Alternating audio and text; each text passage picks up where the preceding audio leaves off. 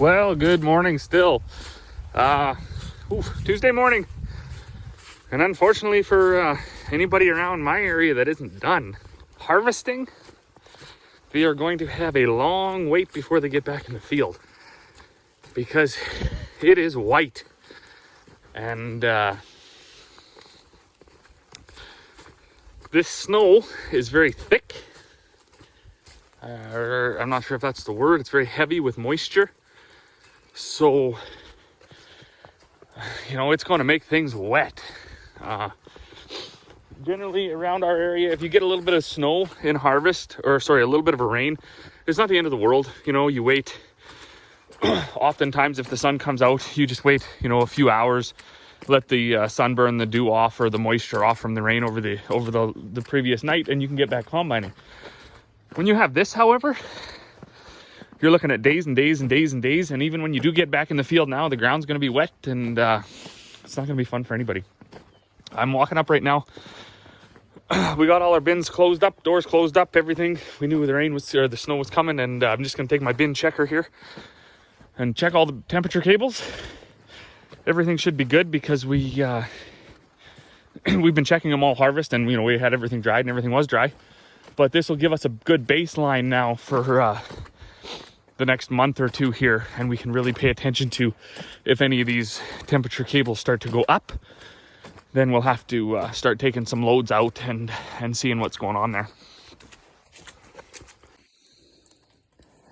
So this is how this is done. You got this monitor here. Of course, mine's wet because it's snowing. So you plug it into this cable, and you'll get a readout. So now it's loading, and it's going to load the temperatures in the bin. So now it's giving me the readout. I can unplug it. Now this bin is oats that we had dried, and we didn't quite get them as cool as we wanted to. It was just taking too long. So now we'll click log. And if we go to the other screen now, it'll show you the temperature. And this is how many days ago, 5, 6, 10. So 5 days ago it was 28, now it's 27. It was 30, 30, 29, 29, 31, 31, 29, 29. And the very top one, which probably isn't in the grain, is cooling down because it's cold out here.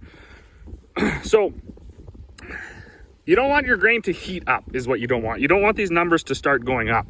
There's another screen that'll actually make a graph. So that one there that's going down, that's the very top sensor, obviously.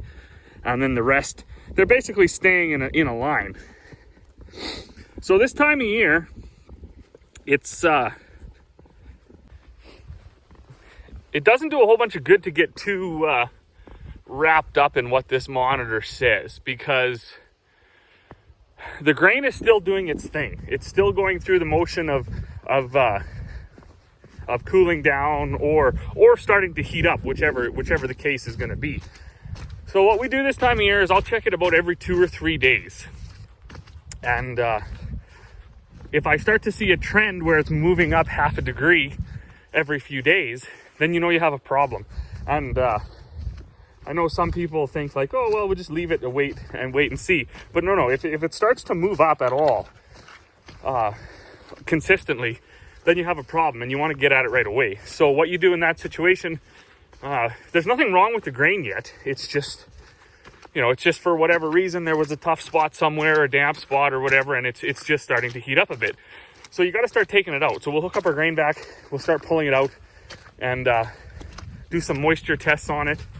And if need be, we'll run it back through the dryer and then stick it back in a bin. So those cables, they are not cheap, but in the grand scheme of things, they are kind of cheap, because if you start figuring out a 10,000 bushel bin being worth, well over $100,000, a $1,900 or $2,000 cable is pretty cheap insurance to be able to monitor that bin. So that's how that's done. Once I do this basically for a month, I'll check it every 2-3 days. Then after that month, I'll check it every week. And then once we move into January, February, I'll check it every week to 2 weeks, and just to make sure. Once you've made it past the 2-3 months mark, you pretty much guarantee it'll keep forever. Well, I mean, not forever, right? But as long as it needs to be before you can get it to a market, whatever market that may be. But my hands are cold. It's cold. It's snowing.